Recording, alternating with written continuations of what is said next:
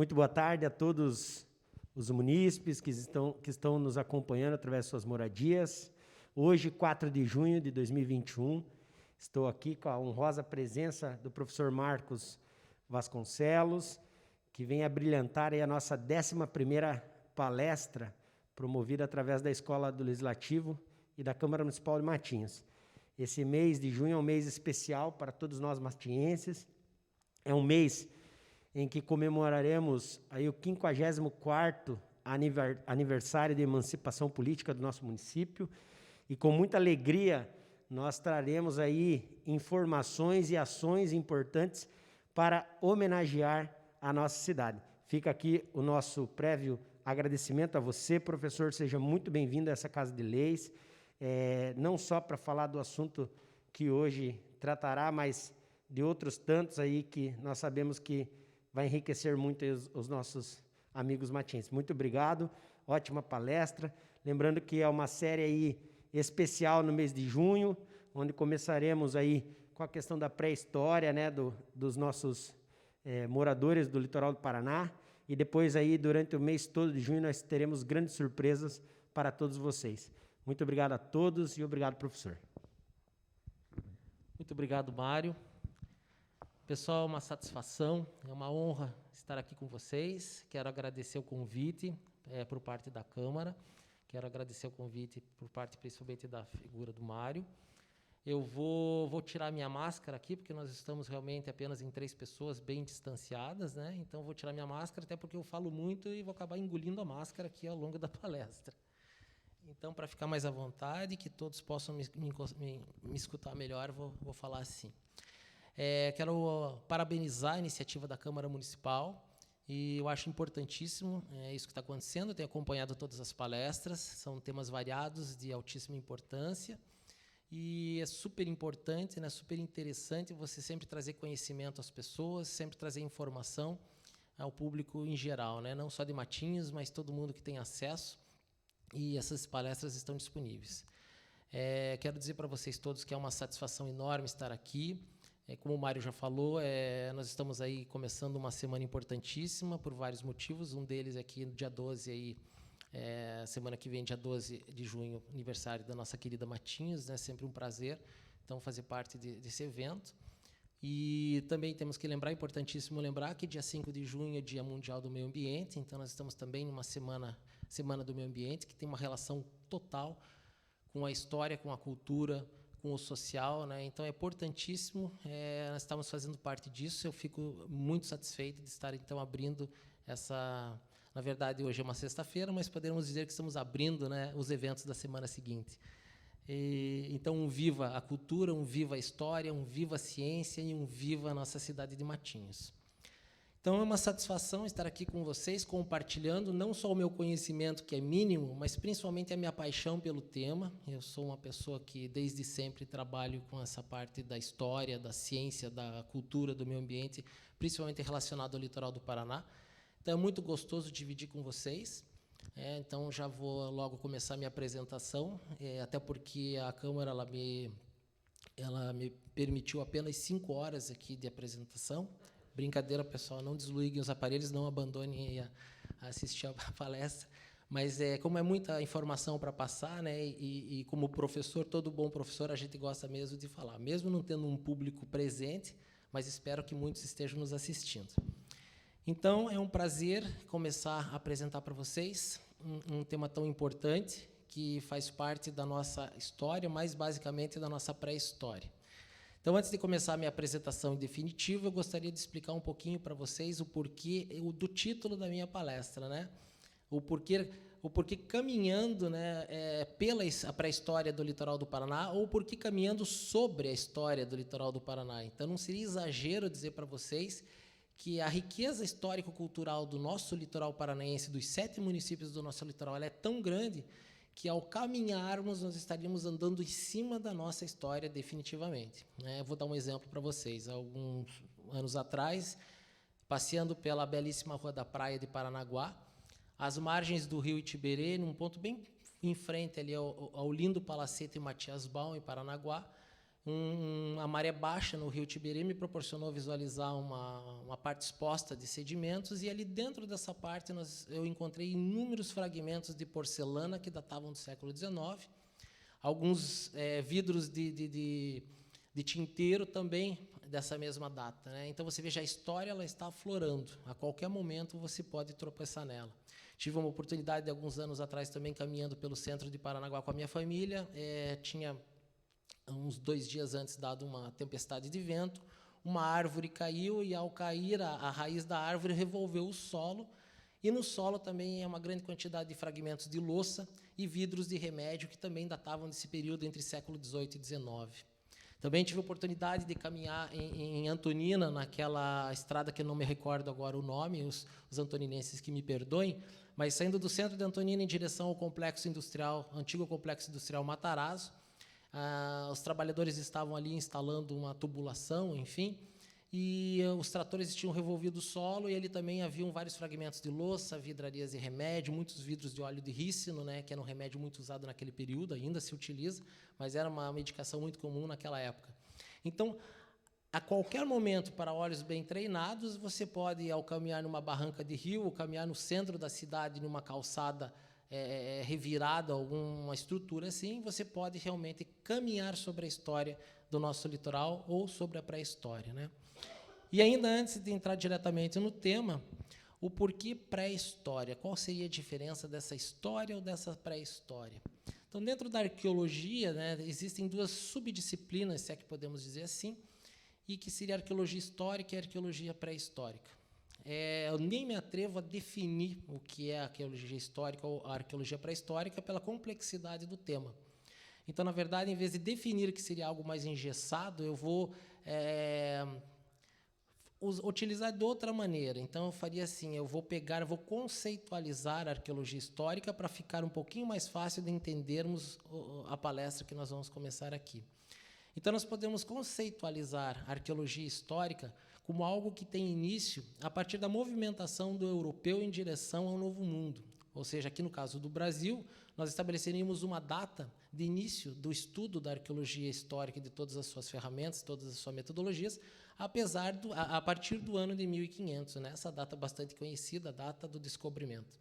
E tudo anterior a isso nós poderíamos, então, classificar, entre aspas, como uma arqueologia pré-histórica, né? Tudo aquilo que vem antes da história. Então, nós vamos trabalhar hoje, conversar um pouquinho sobre a chamada arqueologia pré-histórica, mas uma pré-história bem antiga. Então, nós vamos lá falar de um assunto bastante emblemático aqui para o litoral do Paraná, que seriam os nossos sambaquis. Neto, por favor. Então, assim, agora como estabelecer uma definição, né? Agora poderíamos, então, chamar de definição para o termo sambaqui. O que é um sambaqui?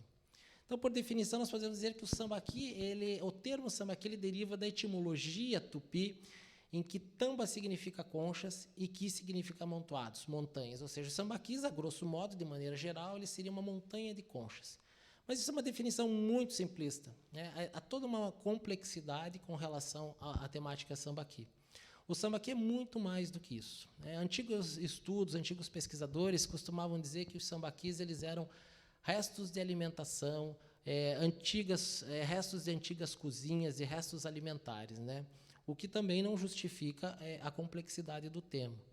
Os sambaquis, na verdade, eles são inúmeros outros fatores, todos reunidos. Os sambaquis, eles são sítios arqueológicos, eles são marcos paisagísticos, eles são estruturas socioculturais, os sambaquis, eles são áreas de sepultamento, então eles são uma riqueza de informações intermináveis. Na verdade, com todos os estudos que se tem com relação ao tema, pouco se sabe ainda, né? E há muita divergência com relação ao assunto.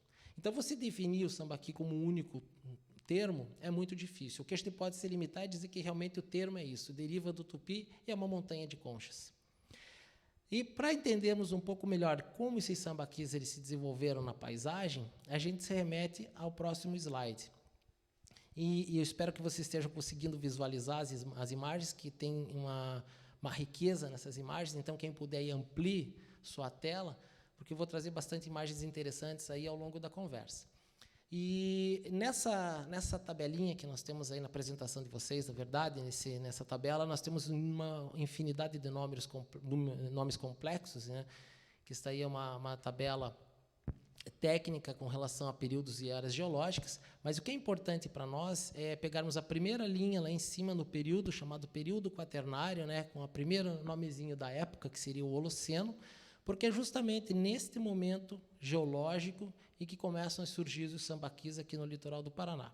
Então, em termos geológicos, de uma tabela que data aí desde praticamente a formação do nosso planeta, 4,5 bilhões de anos atrás, nós vamos pegar os últimos segundos dessa formação, lá no período quaternário, lá em cima no Holoceno.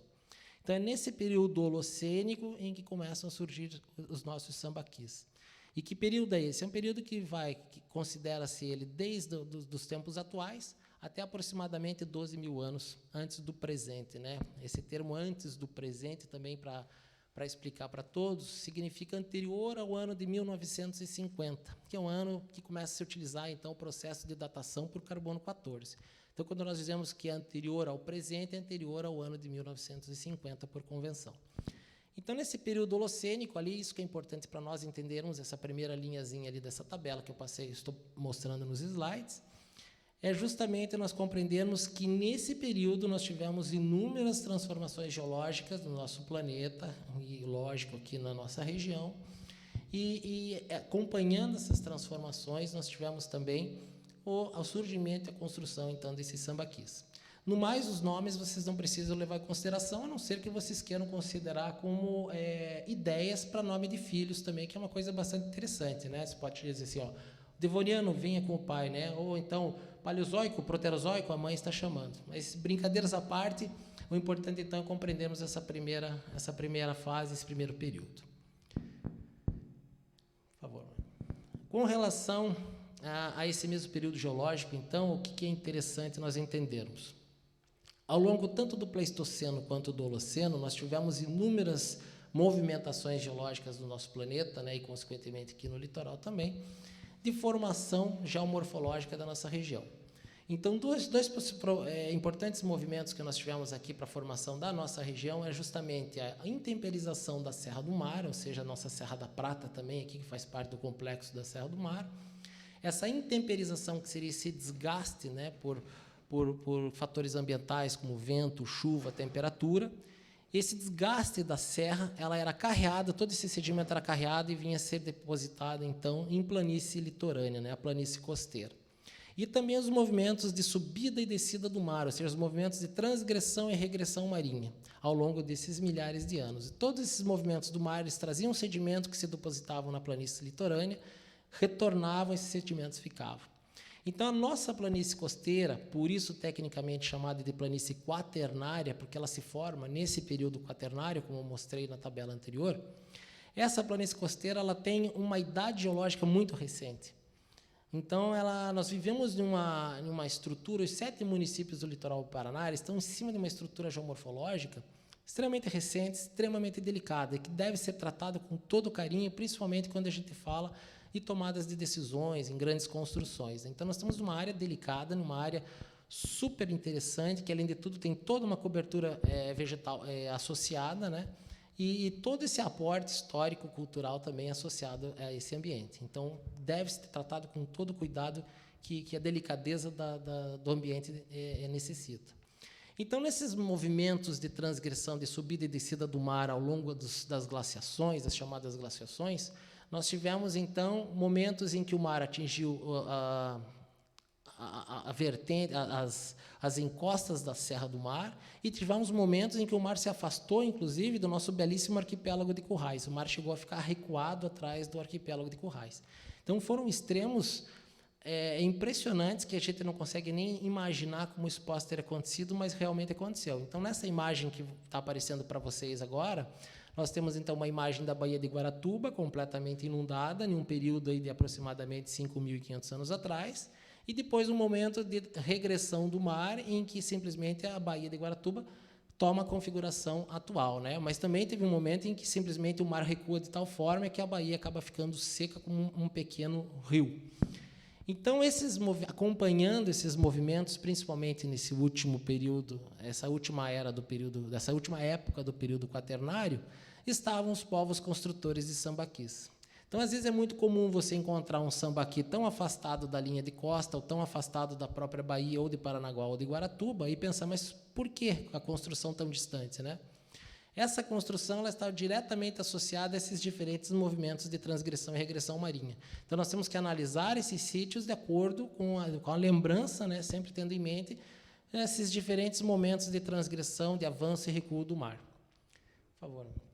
Nessa outra imagem, uma imagem também bastante interessante, ela mostra justamente uma planície costeira totalmente inundada. Vários pontos mais elevados da nosso litoral, inclusive, já foram ilhas, né? Aqui nós temos o nosso Morro do Boi, aqui em Matinhos, aqui na região de Caiobá. E o Morro do Boi ele já foi uma ilha, né? Poderia ser chamada a Ilha do Boi na época. E, inclusive, eu participei de algumas pesquisas e que nós tivemos a oportunidade de verificar na parte superior do morro vestígios de organismos invertebrados que faziam parte de uma antiga linha de costa. Então, quer dizer, isso mostra que há muitos milhares de anos atrás essa região foi totalmente inundada, né, num nível em que o mar era muito mais elevado. E essa região ali do entorno do Morro do Boi, né, o chamado Tômbolo de Caiobá, ficava todo embaixo da água.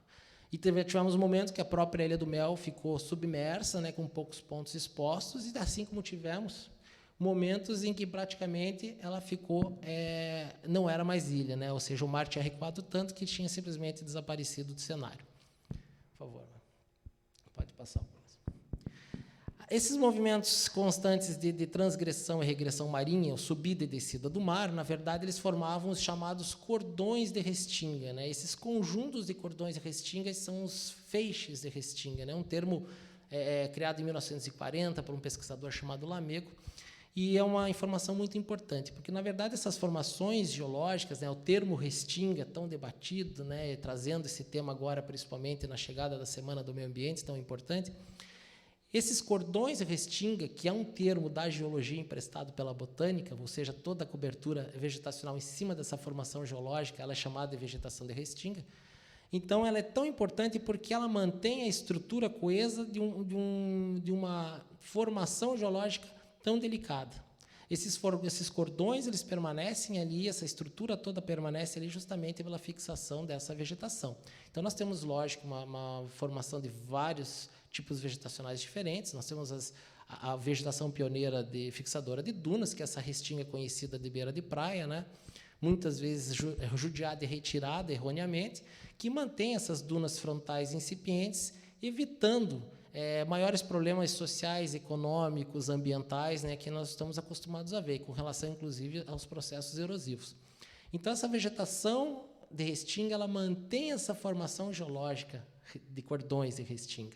E é nessa formação vegetacional e nessa formação geomorfológica que nós encontramos os nossos chamados sambaquis. Então, vocês vejam que, para nós entendermos um pouco sobre os sambaquis, temos que entender também, acompanhar todo esse processo de formação geológica do passado. Essa imagem, que eu espero que vocês estejam conseguindo ver bem, é uma foto do saudoso professor João José Bigarella. É uma foto da década de 50 do sambaqui do Guaraguaçu. Então, essa foto ainda era uma época que os sambaquis eles eram, infelizmente, explorados economicamente, ou melhor falando, destruídos economicamente. E essa foto, inclusive, o sambaqui aparece sem a cobertura vegetal. E o que isso traz seríssimos problemas. Neto, por favor. E essa foto, na verdade, era uma foto, fui eu que retirei essa foto, também ela já tem um certo tempo, ela é uma foto de 2012, no período que eu desenvolvi o meu mestrado no sambaqui do Guaraguaçu. Então, aí ela já apresentava uma cobertura vegetal bem mais ampla, né? O sambaqui já há muitos anos sem exploração, e a importância dessa vegetação era justamente manter a estrutura do sambaqui coesa, já que ele é formado por um material completamente instável, né? Na sua essência, ele é constituído por conchas de molusco. Então, essas conchas elas são extremamente instáveis, qualquer movimentação que você desenvolva em cima dos sambaquis, eles acabam desmoronando. Então, a presença da vegetação nos sambaquis é de extrema importância. Atualmente, eu tive a oportunidade de estar lá há pouco tempo atrás e a vegetação está ainda mais densa, né? O que me deixa muito feliz, porque ainda traz mais proteção com relação ao sítio. Embora existam muitas trilhas, né, em cima dos sambaquis, essas trilhas as pessoas acabam subindo, até porque ele é um sítio bastante elevado, É um monumento de 22 metros de altura. Hoje em dia ele tem essa altura, né? São mais de 300 metros de base. Então, é um sambaqui muito grande. É o maior sambaqui do Paraná, um dos maiores do sul do Brasil. E a construção, a elaboração de trilhas em cima do sambaqui, a supressão dessa vegetação, ela traz problemas seríssimos, né, para a estrutura desses sítios. Porque você fazendo trilhas, você praticamente permite com que a chuva carreie os sedimentos, né, e misture as chamadas camadas, que eu vou explicar já para frente para vocês o que são. Mas com relação à importância de manter a estrutura desses sambaquis é a seguinte: eles são formados por camadas. Então, esses povos construtores de sambaquis que construíram essas estruturas, eles formavam elas, né, em formas de camadas. Eu já vou explicar um pouquinho mais à frente como é que isso significa. E eu costumo representar um sambaqui, a comparar ele com um livro, né, um livro de histórias.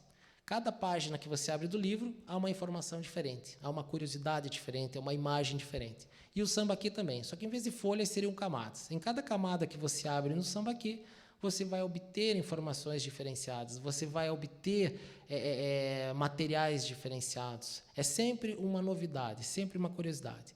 Se você misturar essas camadas, você mistura as informações, você mistura esses dados históricos. É como se você pegasse esse livro de história, arrancasse as páginas, embaralhasse as páginas, e a partir daí não é mais possível ler. Não tem mais coerência, não tem mais sentido a história. Ela continua ali, ela é importante, mas perdeu muito do sentido. Então, ao subirmos de um sambaqui, ao interferirmos na formação, nessas camadas dos sambaquis, nós estamos interferindo nas suas ricas informações históricas. Essa é uma imagem que representa bem como então, constituído um sambaqui, na sua quase totalidade, por conchas de moluscos. Acredito que muitos de vocês que estão nos assistindo, né, costumam comer marisco, costumam comer ostra, e esses moluscos eles são chamados de moluscos bivalves, porque eles têm duas conchinhas grudadas. Então, é muito comum que, ao você consumir, né, você romper o músculo desse animal para consumi-lo, as conchas se separam, consequentemente, elas não voltam a se grudar. Então, as conchas eram utilizadas dessa forma. E eles levavam essas conchas, mas já se sabe atualmente, por pesquisas mais recentes, que a principal finalidade não era a alimentação com relação às conchas de molusco, mas sim a construção da estrutura do sítio. Então, isso traz uma informação que mostra o quanto um sambaqui ele é mais complexo e mais importante numa paisagem, socialmente falando, do que simples resto de vestígios alimentares. Até porque eu tive a oportunidade, durante o mestrado, perceber que algumas camadas de conchas elas estavam completamente grudadas, quer dizer, os animaizinhos nem sequer foram consumidos. Eles foram transportados ao sítio única e exclusivamente com a finalidade de construção. Porque se tivessem sido consumidos, eles estariam rompidos, as conchas estariam abertas, né? E isso não acontecia. Então, em relação de custo-benefício, em relação de gasto energético, não teria sentido essas pessoas, esses construtores dos sambaquis, irem até o local, coletarem esse material, levar para o sítio e não consumi-lo. Então, a finalidade realmente era outra. Então, realmente, a quantidade de espécies associadas, né, de moluscos, ela é basicamente composta pelo chamado conhecido berbigão, né? Muitos que são aqui dos municípios litorâneos devem conhecer bem o berbigão, a Anomalocardi, mas também temos ostras e alguns outros tipos de gastrópodes e bivalves. Essas duas imagens nós podemos perceber um pouco melhor a chamada estratigrafia dos sambaquis, ou seja, essas diferentes camadas. Então, vamos entender como é que funcionava isso. Então, os sambaquis eles eram construídos por esses povos chamados de caçadores, coletores, pescadores. Então, eram pessoas que, no seu dia a dia, para sobreviver, eles precisavam caçar, pescar ou coletar para comer. Ou coletar mariscos, ou coletar frutos, enfim. E precisavam também que esses sambaquis eles estivessem próximos a corpos de água doce, né? Então, seriam os dois princípios essenciais para a sobrevivência humana, né? A água e a comida. Então, realmente, você costuma geralmente achar os sambaquis associados a áreas de grande abundância de alimento e de água doce. E como esse tempo geológico da formação dos sítios ele não é tão longo, pouco da paisagem se muda de maneira tão efetiva que não conseguimos reconhecer ou imaginar como era antigamente. Então, às vezes, você chega em um sambaqui, né, em uma região, geralmente, a maior parte dos nossos sambaquis catalogados, eles estão no entorno das baías, dos complexos estuarinos. Então, achamos muitos sambaquis no entorno da Baía de Paranaguá e também no entorno da Baía de Guaratuba. e sempre associados a corpos de água doce, ou muito próximos a antigos corpos de água doce ou até atuais corpos de água doce. Então, esse era um ambiente típico, um ambiente de alta oferta de alimento, grande produção primária e também da água para beber. E esses povos eles eram chamados de nômades ou seminômades, porque eles viviam se deslocando, viviam sempre em busca. Então, é muito comum nós encontrarmos grupos que vinham do Planalto, da região do Planalto, e acabavam construindo ou participando da construção dos sambaquis. E cada grupo que vinha e passava um determinado tempo neste sambaqui, ele acabava depositando uma camada, né? A camada referente à sua presença naquele momento. E essas camadas elas têm diferentes larguras, diferentes espessuras. Temos camadas maiores, camadas mais estreitas, e geralmente elas estão associadas ao número de indivíduos do grupo e também ao tempo de permanência desse grupo. O que é muito difícil de estabelecer, né? Se o grupo era muito grande, ou quantos indivíduos tinham, isso efetivamente é muito difícil, pelo menos com a nossa tecnologia atual. Mas essas camadas, como nós podemos observar nessas imagens que devem estar aparecendo para vocês, elas apresentam uma diversidade tanto de composição quanto de coloração. Então, algumas camadas mais claras, constituídas basicamente de conchas, outras camadas mais escuras, ricas em matéria orgânica. Nessas camadas também há vestígio de fogueiras, as fogueiras são muito associadas ao preparo dos alimentos. Também muito associada à presença de sepultamentos, era muito comum você fazer a fogueira e relacionar, ou então, com relação a um corpo que estava sendo enterrado. Então, você encontra nessas diferentes camadas, nesses diferentes níveis, uma infinidade de informações. Essa imagem é uma imagem que eu tirei de um diorama construído no Museu do Sambaqui de Joinville, o belíssimo Museu do Sambaqui de Joinville. Quem não teve a oportunidade de conhecer, espero que vá. Lógico que estamos num momento de pandemia, né? Mas quando a normalidade, entre aspas, voltar, não percam a oportunidade, vale muitíssimo a pena. São áreas muito agradáveis também de conhecimento. E dentro do Museu do Sambaqui de Joinville, né, tinha este diorama mostrando justamente essas diferentes camadas. Então, vocês podem observar nas imagens essas diferenças, camadas mais escuras, camadas mais claras, e cada camada representa, então, uma ocupação por um grupo diferenciado. Camadas mais de base, obviamente, são as camadas mais antigas, né, porque não se construiu o sambaqui de cima para baixo. Então, as camadas de base são as camadas mais antigas e são os vestígios, então, mais antigos associados também. E eu vou trazer algumas informações para vocês, principalmente relacionado a dois grandes sambaquis que eu tive o prazer de trabalhar muito neles, né, que é o sambaqui do Guaraguaçu, localizado no município de Pontal do Paraná, e o sambaqui do Boguaçu, né, localizado às margens do rio Boguaçu, aqui na Baía de Guaratuba. Então, são dois dos nossos maiores sambaquis paranaenses. Esses sambaquis, como eu já falei anteriormente, o do Guaraguaçu ele está atualmente com 22 metros de altura. Por que eu digo atualmente, né? Porque durante séculos ele foi um sambaqui explorado, ele foi um sambaqui muitas vezes destruído. Então, provavelmente as dimensões originais seriam ainda maiores, né? Nós temos o que restou dele, que é um sambaqui enorme ainda, com muita informação a nos oferecer, mas mesmo assim bastante explorado. E o do Boguaçu é um sambaqui um pouco menor, mas mesmo assim bastante significativo, né? Um sambaqui de aproximadamente 7 metros de altura, e também muito explorado economicamente, né? Você pode passar o próximo? Nessas imagens nós podemos ver duas fotos. Temos aqui a parte superior o Guaraguaçu e a parte inferior o sambaqui do Boguaçu, que além de toda a exploração que eu já mencionei a vocês, ele ainda sofre também com as ameaças naturais. Como ele está às margens do rio Boguaçu, que é um rio sob influência da maré, então quando a maré sobe e ela volta ao normal, ela acaba desmoronando camadas, né? Então é muito comum você chegar no sambaqui, em um dia, encontra uma paisagem, quando volta no dia seguinte, ela está completamente diferente, né?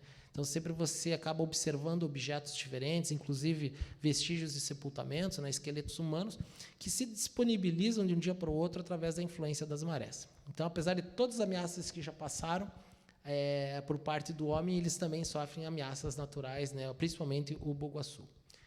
Por favor.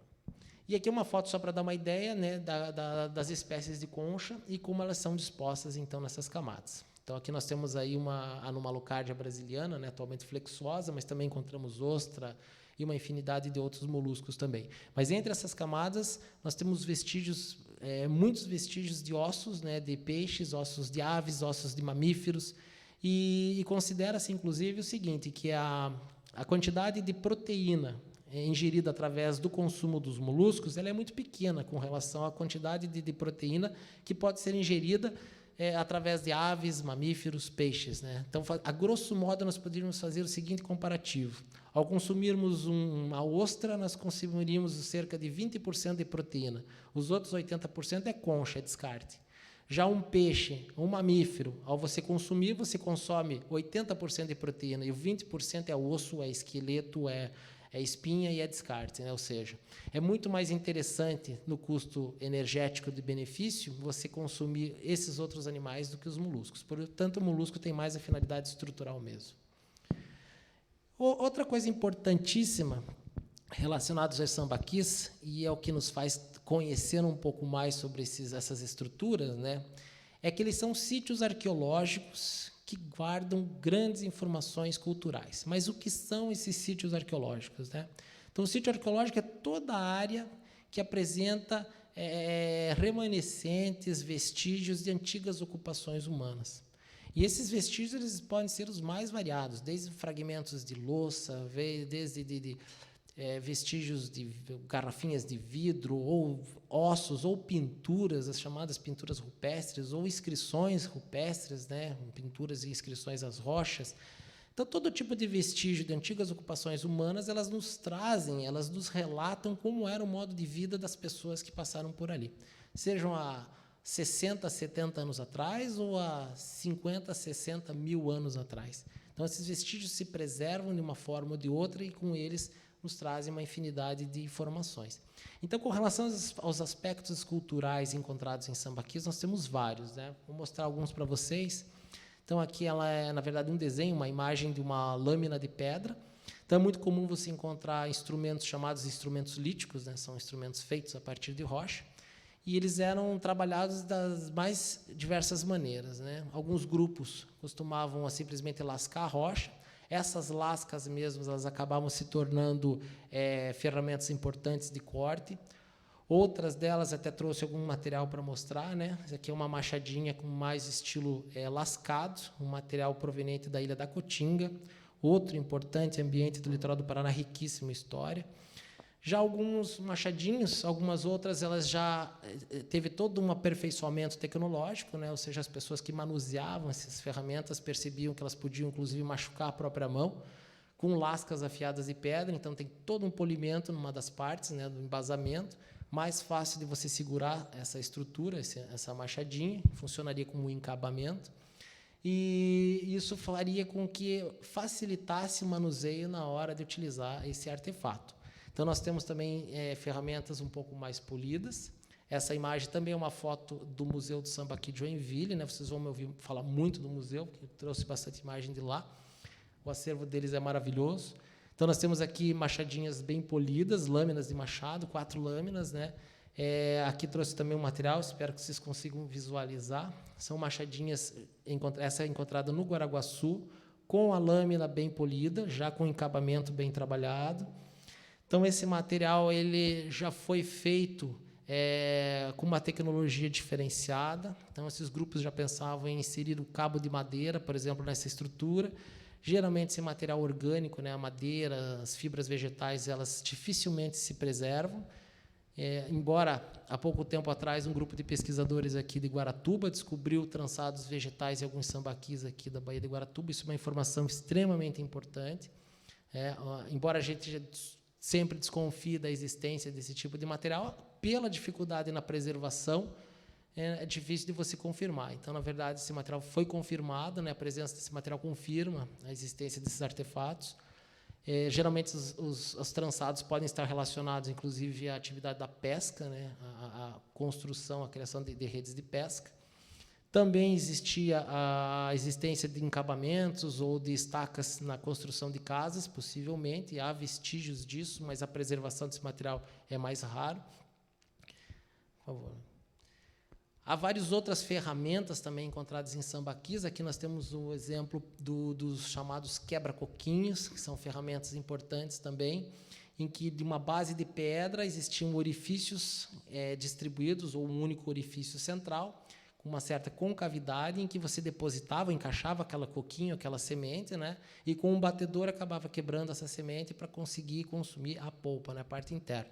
Então, era muito comum, com uma espécie nativa nossa aqui, o jirivá, né? Tem aqueles cachos de coquinhos amarelos. Então, eles consumiam esses coquinhos dessa forma, né? Encaixava ali no buraquinho e quebrava. Até tem um quebra-coquinho que eu trouxe aqui também. Tem um orifício central, uma concavidade central, e a parte das laterais ele funciona como um batedor, né? Esse aqui foi um material do sambaqui do Boguaçu. Então, era muito normal. Então, você encaixava até pela facilidade. Então, essas necessidades, essas funcionalidades, elas acabavam facilitando a vida dessas pessoas construtoras dos sambaquis. Você imagina você quebrar um coquinho de gerival, bater na semente, ela acabava voando longe, né? Então, o personagem tinha que ir atrás de tudo aquilo, ou então ela acabava atingindo um colega e criava todo um desconforto dentro do grupo. Então, o bacana é justamente a tecnologia associada a essas funcionalidades. Temos aí também outras ferramentas, também provenientes do Museu do Sambaqui de Joinville, né? Ali na parte central nós temos uma ferramenta circular, conhecida como roda de fuso. A roda de fuso, uma das serventias da roda era justamente você passar a fibra vegetal por dentro, né? No caso, era muito utilizada a fibra da imbaúba, uma árvore típica aqui da região de Mata Atlântica, né? Do gênero Cecrópia. Então, a fibra da imbaúba passada ali por dentro, eles giravam essa roda de fuso e, ao esticar e retornar, ela acabava se embolando. Depois, você tirava essas fibras enroladas e, lado a lado, elas acabavam formando uma fibra vegetal, né? Uma espécie de corda. E, a partir daí, eles desenvolviam, então, redes, uma infinidade de artefatos a partir disso. Também temos ali, na outra imagem, uma bola de fuso, um fuso ouriço, né? Uma bolhadeira ouriço, perdão. É muito comum as bolhadeiras, o pessoal aqui do sul do Brasil, do Rio Grande do Sul, conhece bem, né, que são instrumentos feitos a partir de 2 cordas ou 2 estruturas de couro com bolas na ponta, na extremidade. E era utilizada, então, para caça, né? Você lançava as bolhadeiras enrolavam nas pernas dos animais e acabava favorecendo, facilitando a caça. Por favor, né? Também temos aqui, então, imagens de pilão. Pilão também é um instrumento com uma certa frequência em alguns sambaquis. Essa imagem, na verdade, ela foi tirada da coleção arqueológica da Clabin, lá em Telêmaco Borba, mas é só para ilustrar, os pilões nossos também eram feitos assim, geralmente de uma peça única de pedra, podia ser um diabásio, um granito, enfim, e com a mão do pilão, né, todos feitos e confeccionados em rocha. Então, olha a tecnologia, a dificuldade da confecção de um instrumento como esse, mostrando a habilidade, né, dessas pessoas construtoras dos sambaquis. Por favor. Temos também ali essa foto também do Museu do Sambaqui, e que nós vemos os chamados virotes, né? Os virotes, eles são pontas de flecha diferenciadas que favorecem a caça de alguns animais sem danificar a pele ou a pena, principalmente quando eles caçavam as aves, né? Para poder utilizá-las, utilizar as penas nos adornos e não sujar as penas com o sangue, eles acabavam abatendo as aves com essas pontas rombas dos virotes. E é muito comum nós encontrarmos virotes também relacionados a alguns sítios arqueológicos do Planalto, que eram relacionados à retirada das pinhas das araucárias, né? Então, se você lançasse uma flecha com uma ponta de flecha pontuda, ela acabava se fixando e o indivíduo perdia aquela ferramenta. E com o virote, não, ele simplesmente bate e acaba caindo no solo novamente e você reaproveita. Então, tem toda essa associação. E os virotes também são encontrados esporadicamente em alguns sambaquis aqui do litoral. Pontas e flechas. Pontas e flechas são bastante tradicionais, né? Então, são ferramentas que eram confeccionadas em um lascamento do quartzo, principalmente, que é um mineral bastante cortante, né? Ou proveniente de rochas com facilidade de lascamento, que tinham essa função cortante. Nem todos os grupos desenvolvem a confecção de pontas de flecha ou pontas de lança, mas essa é uma outra discussão de complexidade que fica para uma próxima palestra que eu espero, já estou aceitando o convite, né? Espero ser convidado. E aqui eu sempre brinco que nós temos também essa imagem que é um canivete suíço da época, né? Então nós temos aqui um instrumento multifuncional, uma machadinha, né? Com uma ponta bastante polida, já com a lâmina polida. Nós temos um orifício central, tem uma dificuldade de observar na imagem, mas ela tem um orifício central, que seria um quebra-coquinho, e atrás um batedor, né? Então, é uma ferramenta multifuncional, que era bastante comum de nós encontrarmos nesses tipos de sítios arqueológicos. E agora, objetos importantíssimos, de uma beleza artística, estética formidável, né? Que são os chamados zoólitos. E o que são esses zoólitos, né? O próprio nome indica. Zoo significa animal. Litos é relacionado à rocha. Então, eram rochas esculpidas em formato de animal. E esses animais com os quais eles representavam na rocha eram animais relacionados ao ambiente em que eles estavam vivendo. Então, você não vai encontrar uma zebra, um hipopótamo, um rinoceronte. São sempre animais relacionados à Mata Atlântica, animais daqui da nossa região, né? Essa próxima imagem, então, ele é um zoólito de duas aves acasalando, bastante significativo, a perfeição do desenvolvimento dessa peça, né, da tecnologia para desenvolver essa peça. Então, possivelmente, é o que eles observavam, aquilo tinha importância e significância para eles, e eles acabavam representando dessa maneira. A importância dos zoólitos e a funcionalidade deles sempre é um mistério, mas existem especulações, né? Então, geralmente se fala que os zoólitos estão relacionados a atividades religiosas, eles estão relacionados a alguma atividade de curandeirismo, sempre é encontrado, geralmente os ólitos são encontrados associados a sepultamentos, né, adornando o sepultamento. Então, tem toda uma relação mística com função aos ólitos.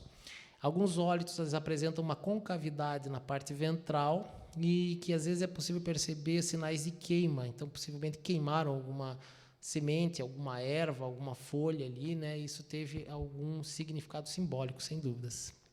Aqui temos também um zoólito representando um jacaré. Então, dá para perceber, né, a parte da cabeça. Essa imagem, infelizmente, não teve como colocar uma escala, porque ela estava dentro da vitrine de exposição, mas é uma peça de aproximadamente 1 metro de comprimento, é uma peça grande, desenvolvida em diabásio. E, então, nós percebemos, né, eles chamam de zoólitos cruciformes, porque parece uma cruz, o que é normal, talvez para dar estabilidade à peça. Mas a parte ventral, a parte de baixo da peça, como nós podemos ver na foto associada ali, em que eles têm essa concavidade que eu mencionei anteriormente, né? Que pode ser uma concavidade simplesmente para permanecer a peça em pé ou que tem alguma associação com a queima de algum material. Aqui temos também um zoólito representando uma baleia. Por que uma baleia? Porque, se analisarmos a peça, ela apresenta realmente a forma relacionada a esse mamífero marinho.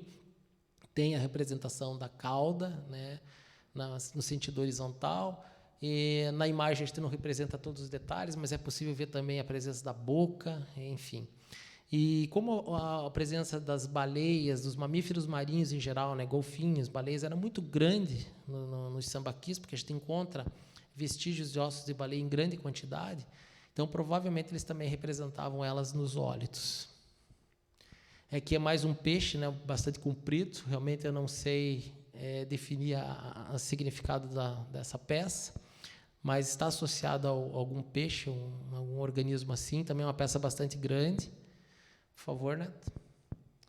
E esse material produzido, esses instrumentos líticos, na verdade, todas essas peças, elas eram produzidas em áreas conhecidas como oficinas líticas. Então, o que são oficinas líticas, né? As oficinas, como o próprio nome está dizendo, é uma área em que você fabrica, você conserta, você arruma, né? Por isso oficinas, e líticas, que seriam relacionadas às rochas. Então, todos esses instrumentos líticos, todo esse material, esses materiais rochosos que eles utilizavam como equipamento, como material no dia a dia, eles eram fabricados, produzidos nessas áreas chamadas de oficinas líticas. Então, as oficinas líticas também são sítios arqueológicos. E existem 2 tipos de oficinas líticas, por favor. São as bacias de polimento e os amoladores afiadores. Então, nessa imagem que aparece aí para vocês, em que aparece aí o meu chinelo 43, só para dar uma ideia do tamanho essa oficina lítica, ela é do tipo bacia de polimento, né? Então, quando a gente tira a imagem, sempre tenta associar uma escala para dar ideia do tamanho. Então, essas bacias de polimento, elas eram a base principal para a confecção de um instrumento. Então, quando você pegava um instrumento lítico, você tinha que poli-lo, né? Dar aquele polimento inicial. Então, você ia esfregando ele em cima da rocha até ocasionar o desgaste. E isso demorava muito tempo. E à medida em que vários grupos, várias pessoas desenvolviam e começavam a construir e produzir seus próprios artefatos, elas acabavam desgastando essa rocha e dando a sensação dessa concavidade. Então, elas pareciam verdadeiras bacias, né? Por isso, bacias de polimento. E, no entanto,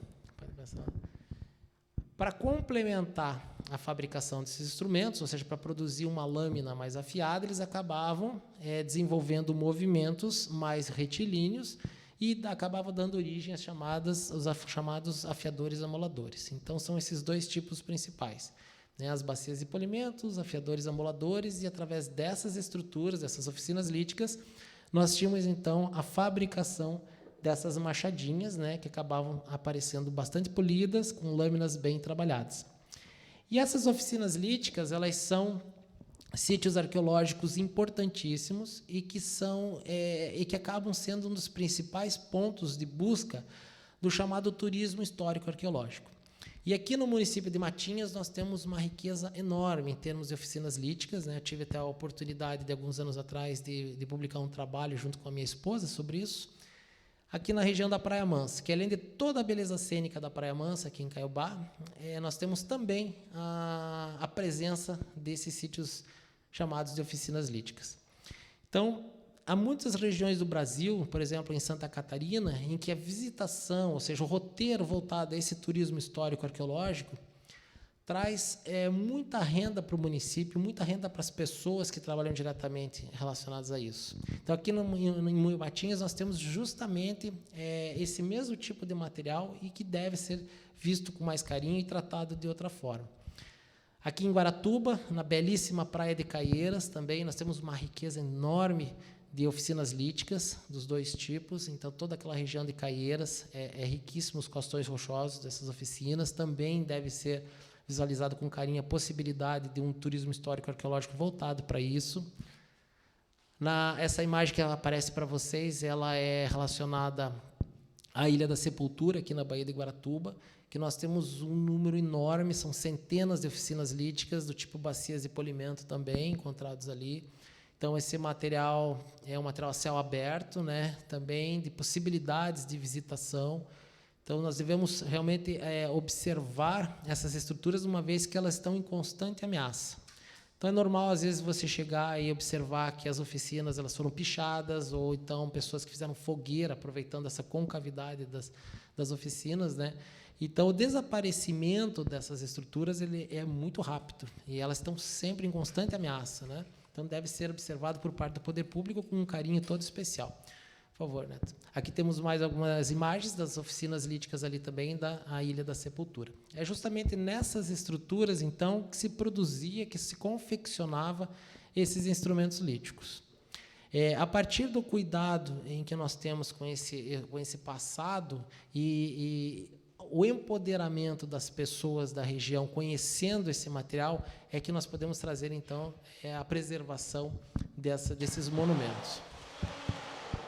Outro material muito importante relacionado aos sambaquis é justamente os objetos confeccionados em bula timpânica. Então, assim como eu mencionei com vocês, nós tínhamos os chamados zoólitos, né? Ou seja, rochas esculpidas em forma de animal. Mas nós também temos essas esculturas feitas em ossos, né? Principalmente em ossos de baleia, que eram ossos maiores. E um desses tipos de ossos são as chamadas bulas timpânicas, né, que são os ossos que ficam dentro do crânio das baleias. Esses ossos eles são tão densos, tão resistentes, que a consistência é muito semelhante a uma rocha. Então, eles utilizavam essas bulas também para a fabricação de instrumentos, de peças importantes, ou inclusive para a produção dos chamados ósteos. Aqui nós temos uma imagem, então, de uma bula timpânica de baleia que foi polida, foi confeccionada, chegando até uma fase final de uma produção de uma peça. Mas vários artefatos podem ser produzidos a partir das bulas timpânicas, né? Então, aqui nós temos a representação estilizada de uma baleia, que é a imagem maior, e num golfinho, né, que nós podemos observar, então, uma nadadeira dorsal, a nadadeira caudal horizontal. Então, nós observamos realmente dois animais produzidos a partir de bula timpânica. Muitos ossos, inclusive não só ossos, mas dentes também, eram utilizados, então, na produção de artefatos, de ferramentas, de adornos, né? Então, aqui nós temos nessa imagem a representação de um colar feito a partir de dentes caninos, né? Eram dentes de porco do mato, mas também a gente encontra a presença de dentes de onça, unhas de grandes felinos também, e que eram utilizados como brincos, eram utilizados como colares, né, como no caso dessa imagem, utilizados como pulseiras. E, geralmente, quando você encontra um sepultamento, ao encontrarmos um sepultamento em um sambaqui, esse sepultamento ele é ricamente adornado por esse tipo de peça, né? Não só os instrumentos líticos, que eram funcionais e importantes na vida daquela pessoa, mas também todos esses adornos que fizeram parte e tinham a importância, uma simbologia para essa pessoa. Pontas de agulhas confeccionadas em ossos, era muito comum. Essas agulhas elas eram utilizadas provavelmente por uma relação de vestimenta, né? Roupas feitas com o couro das caças, ou então para confecção de trançado vegetal, de redes, enfim. Então, a infinidade de artefatos, de instrumentos produzidos, né, a partir de ossos. Por favor, Neto. Essa imagem é uma imagem preto e branco. Na verdade, eu retirei essa imagem de um artigo do professor João José Bigarella. E são exemplos de adornos peitorais, né? Então, a gente quase não vê uma foto mais antiga, mas esses adornos eles sempre apresentam uma perfuração na parte superior, onde eles ficavam pendurados, né, como um colarzinho, um pingente, enfim, feito através da fibra vegetal. Aqui também temos alguns ossos, né, ossos arredondadinhos, parecem umas azeitonas, com perfuração central, também com a finalidade da produção de pulseiras ou de colares. Aqui são duas vértebras, né, de mamíferos marinhos, duas vértebras, a maior é de baleia, né, e representando, ou na confecção, era a importância da confecção de algum artefato, ou até mesmo representando algum animal, né, na forma de um zósteo. E essa aqui é uma imagem também retirada do Museu do Sambaqui de Joinville, é um diorama de sepultamento. Então, nós temos aqui todo esse material original, né, feito através de pesquisa, sendo que Joinville é um núcleo importantíssimo de pesquisa na área de Sambaqui. Então, nós temos aqui um sepultamento na posição fletida. Essa posição é uma posição representando a posição fetal.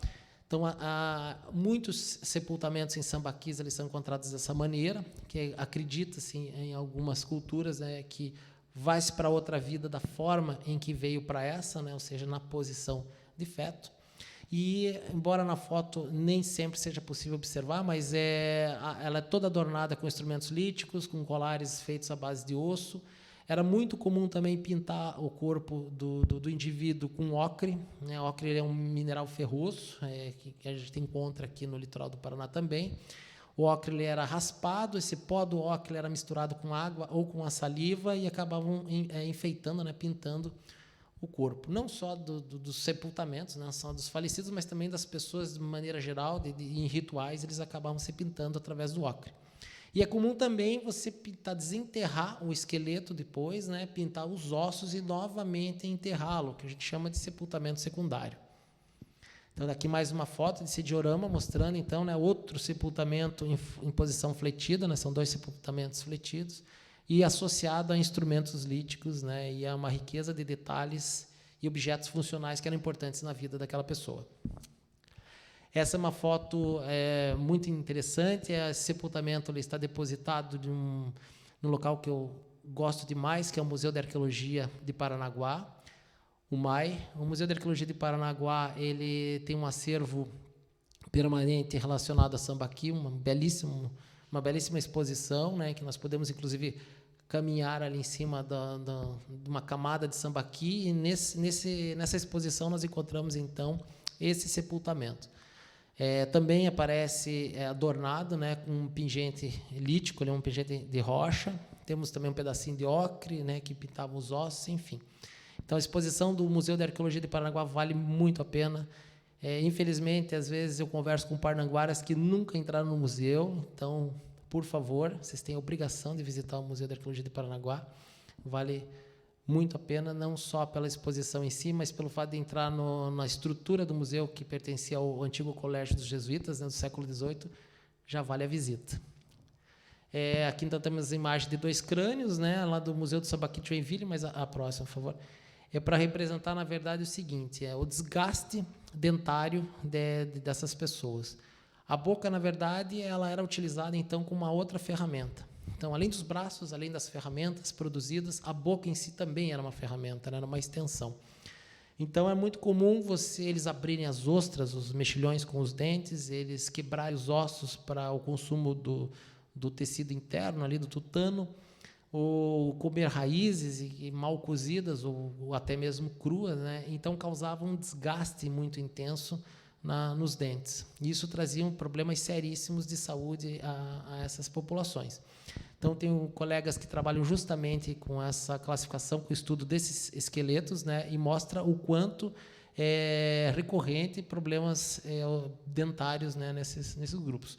Nós mesmos que gostamos aí de consumir uma boa ostra, né, um bom marisco, ao comermos a gente percebe, né, a existência de uma areinha no final, é normal, porque é um bivalve filtrador que abre e fecha a sua concha, acaba entrando areia ali, né? Então, ao consumir a abrasão dessa areia, o desgaste produzido por ela nos dentes é muito grande, porque tem que lembrar que essas pessoas viviam utilizando a boca diariamente como uma ferramenta dessa maneira, né? Então, o desgaste, os problemas relacionados aos dentes eram muito intensos. Geralmente, a estimativa de vida é em torno de 35 a 40 anos na maior parte dos indivíduos. Claro que existiam indivíduos que viviam muito mais, mas na média vivia-se muito pouco, para os nossos padrões, é lógico, né? E outras peças interessantíssimas que nós encontramos, às vezes, relacionadas também a sepultamentos, são as chamadas coquinas, que são esses aglomerados de moluscos, de conchas de moluscos, que acabam se solidificando, se agrupando, pelo derretimento da gordura corporal de sepultamentos. Então, às vezes, enterrava-se o morto, produzia-se uma fogueira em cima, né, do corpo, e ao derreter a gordura, a queima do tecido, fazia com que as camadas de baixo acabassem se concentrando, produzindo algumas coquinas, né, que eram peças também utilizadas pelos posteriores grupos que acabavam ocupando esse sambaqui. Uma imagem, essa foto é do Museu de Arqueologia de Paranaguá, é uma foto antiga da retirada do esqueleto, que está em exposição, né, pelo padre Alfredo Rohr, arqueólogo catarinense, importantíssimo também na história da arqueologia brasileira. Faz favor, Neto. E com relação à preservação dos sambaquis, né? O porquê preservar? Então, os sambaquis, eles foram, como eu mencionei no começo da nossa conversa, explorados durante séculos. E essa exploração ela foi de mais variadas formas, né? E a preservação ela começa a acontecer realmente a partir de 1961, ou seja, a partir da década de 60. E essa preservação ela ocorre por a pressão de um grupo de pesquisadores brasileiros, tá? Incluindo importante participação de pesquisadores paranaenses, em que nós tivemos, por exemplo, o professor José Loureiro Fernandes, né, os criadores do Museu de Arqueologia de Paranaguá, da Universidade Federal do Paraná. Então, o professor Loureiro Fernandes foi um dos que encabeçou, né, uma das lutas por preservação desses sambaquis, né. Junto a ele, tivemos inúmeros personagens importantes, como o professor João José Bigarella, o professor José Wilson Halt, e eles trouxeram pesquisadores de fora, né, como o casal Impereri, Aneta Impereri, Joseph Impereri, que acabaram vindo para cá com toda a sua expertise na área de sambaquis, nessa área de sítios arqueológicos que eles trouxeram da França, essa técnica de estudo que eles já tinham, para ensinar aos brasileiros, aos paranaenses, né, e, ao mesmo tempo, pressionar ao poder público que fosse feita alguma coisa para evitar o desaparecimento desses sambaquis. Isso ocorria ao longo de todos os sambaquis brasileiros, né, não só no Paraná. Mas, como estamos nos referindo especificamente à pré-história paranaense, aqui no Paraná não era diferente.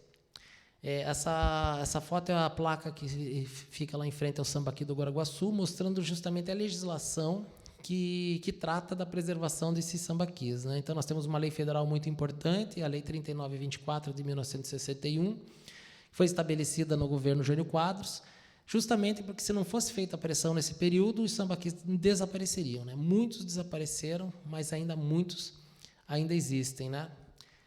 A próxima placa é a placa do Sambaqui do Paraty, outro sambaqui belíssimo, né, na estrada que leva ao Salto Paraty, ali na região já pertencente à Baía de Guaratuba. O Sambaqui do Paraty é um sambaqui baixo em termos de altitude, mas um sambaqui bastante amplo, né? E também havia essa placa, não sei se ainda existe, já faz algum tempo que eu não passo por lá. Mas é justamente informando a importância do sítio, né? A existência do sítio e a importância da manutenção. E como era feita a destruição, então, relacionada a esses sambaquis? Principalmente de duas maneiras, né? Com a chegada do europeu, aqui eles já visualizaram os sambaquis como verdadeiras jazidas de exploração. Então, queimava-se as conchas dos sambaquis em fornos especializados ou de maneira mais rústica, como pode-se observar na imagem que está aí para vocês. Mas queimava-se essas conchas, calcinava-se essas conchinhas, produzindo o cal. Porque as conchas de molusco e a maior parte dos materiais encontrados, eles são basicamente formados de carbonato de cálcio, né? Ou seja, o cal. Então, com esse cal, né, retirado, junto com aquele resto de carvão da fogueira, era misturado com óleo de baleia, né, ou outro elemento qualquer, e virava uma argamassa. E essa argamassa ela era utilizada, então, na construção das antigas casas que nós temos por aí. Por favor. Esses fornos que eram utilizados, como eu mencionei, eles podiam ser fornos bem elaborados, como é o caso desse da imagem, né, que é um forno de caieira bem estruturado. Esse é um forno localizado muito próximo ao Sambaqui do Guaraguaçu, e é um forno do século XIX. Ele tem uma relação histórica com um personagem importantíssimo da história do Paraná, que foi o Visconde de Nácar, Manuel Antônio Guimarães. Foi um importante ervateiro paranaense e que também tinha olarias, né? Então, ele juntava a fome com a vontade de comer. Ou seja, produzia-se o tijolo, a telha e também a argamassa para a construção das casas. Então, é muito comum, por favor, Neto, aqui temos mais uma imagem do forno, paredes extremamente largas, né, para a manutenção do calor no seu interior, e jogava-se, então, as conchas de sambaqui e produzia a queima. Agora, imagine um forno desse tamanho, uma estrutura toda dessas, produzindo cal ao longo de décadas, né? Então, além de toda a destruição causada ao sambaqui, há toda a destruição da floresta no entorno, porque a madeira para queima era tirada do entorno. Então, é uma destruição em todos os lados, né? Mais uma imagem, então, mostrando a espessura das paredes. Pode continuar, né? E esse material, então, essa argamassa, ela era utilizada nas construções antigas. Então, por isso é muito comum, nós que temos o privilégio de viver aqui no litoral do Paraná, um litoral riquíssimo em história, ao caminharmos aí por casas antigas, né, tanto da região de Guaraxaba, Paranaguá, Antonina, Morretes, Guaratuba, quando nós olhamos essas fachadas antigas e tem alguma parte da parede descascada, nós observamos uma quantidade grande de conchinhas grudadas. Essas conchinhas, elas são provenientes dos sambaquis que foram destruídos. Essas conchinhas foram queimadas, produzidas o cal, misturadas com óleo de baleia e então feita essa argamassa. Então é muito comum você andar às vezes em casas antigas e olhar no meio das conchinhas uma falange, né, um dedo humano ali, um dente, um fragmento de osso, enfim, tudo isso vinha misturado, né, ao destruir esses sambaquis e acabava virando cal para a construção. Aqui mais uma imagem também mostrando justamente isso, né? O pessoal que tiver o prazer de visitar ali o Museu de Paranaguá, você pode olhar nas paredes internas do museu, que elas foram totalmente construídas, né, com os cal de sambaqui. E os fornos que eram utilizados nessa queima dessas conchas eram chamados de forno de caieira, né? Aqui só uma imagem de um detalhe maior. Outra forma de destruição, não relacionada a essa imagem que está aí para vocês, mas outra forma de exploração, foi a forma que mais durou, que foi a retirada do material do sambaqui para pavimentação de estradas. Então, aqui no Paraná, por exemplo, o Departamento de Estradas e Rodagens, na época, costumava pavimentar as antigas estradas do nosso litoral com conchas retiradas dos sambaquis, o que era uma atividade normal para a época. Aí, felizmente, com a legislação, né, isso tudo foi impedido. Então, imagine-se, a estrada ecológica ou estrada histórica do Sambaqui do Guaraguaçu, uma estrada de aproximadamente 9 quilômetros de extensão. E toda ela foi pavimentada com conchas do sambaqui. Então, imagine quanto material retirado desses sítios, né, e quanta destruição houve. Então, isso reforça a ideia do título da palestra, né, que nós caminhamos sobre a história, nós caminhamos pela história ou pela pré-história do nosso litoral, porque todas essas principais ruas aqui do município de Matinhos foram, em algum momento, pavimentadas inicialmente com conchas retiradas do sambaqui. E outra forma de destruição que ainda existe, né, infelizmente, pelo não respeito da legislação, é o próprio vandalismo, ou seja, as pessoas acabam subindo nos sambaquis por serem pontos altos, acabam fazendo fogueiras, né? Essa aqui é uma imagem relacionada ao sambaqui do Guaraguaçu, mas nós encontramos isso em vários sambaquis, inclusive no sambaqui do Boguaçu, na Baía de Guaratuba, o sambaqui do Paraty também já foi constatado. Já tive o desprazer de flagrar a atividade de motocross em cima do sambaqui do Guaraguaçu, alguns anos atrás, e, lamentavelmente, pessoas desavisadas ou pessoas mal intencionadas acabam causando prejuízo permanente, né, nessas estruturas. Aqui mais um exemplo, né, de material escavado, retirado, e foi feito um verdadeiro depósito de lixo, né? Esse foi lá no Boguaçu. E essa imagem agora, ela representa as trilhas que havia comentado anteriormente, no início da palestra, em que os sambaquis, quando você abre uma trilha em cima de um sambaqui, ele acaba virando uma mistura de camadas, né? Até pela ação das chuvas, dos ventos, ou pela circulação das pessoas que acabam subindo ali. Então, portanto, não se sobe num sambaqui, não se retira material no sambaqui. São sítios importantíssimos, riquíssimos, extremamente delicados, então não se faz atividades aleatórias, sem um acompanhamento, sem estar sendo feita uma pesquisa, não se altera, não se mexe nesse tipo de estrutura. Essa imagem, então, é do Boguaçu novamente, o que eu já falei anteriormente, que além de todos os perigos também causados pela ação do homem, nós temos também as causas naturais, né? Ou seja, a ação das marés. Ali no caso do Boguaçu, às vezes a circulação de embarcações também acaba movimentando a água, que bate nas camadas e desmorona, né? Então, essa perda natural, essa ação da subida e descida da maré, tudo isso também acaba trazendo uma perda de informações. E agora um pouquinho sobre o sambaqui de Matinhos, né, já que estamos falando especificamente aqui do município. O sambaqui de Matinhos foi um sambaqui importantíssimo, lamentavelmente ele já não existe mais, ele foi bastante explorado, também foi bastante estudado, então temos muita informação sobre o sambaqui. Teve a participação fundamental do professor Loureiro Fernandes nessas pesquisas, do professor Bigarella, e também tivemos a participação de um personagem importantíssimo, que foi Guilherme Tiburcios.